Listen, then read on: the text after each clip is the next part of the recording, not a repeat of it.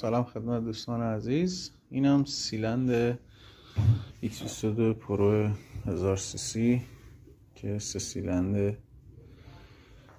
اینم پیستوناش. البته خب پیستوناش نسبت به بقیه ماشینا خیلی کوچیکه چون 1000 سی سی ماشین.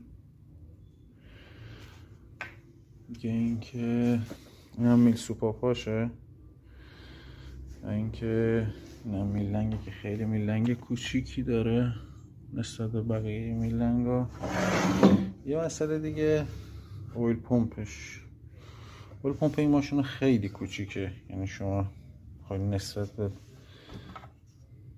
انگشت و دست یا هر چیزی که بخوای بگیری خیلی اویل پمپ کوچیکی داره.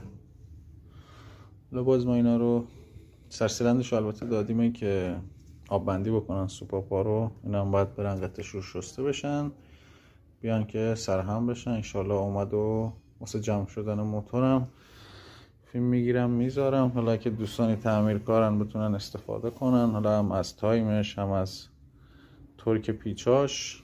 دوستان که علاقه دارن بتونن ببینن. مرسی از تماشا.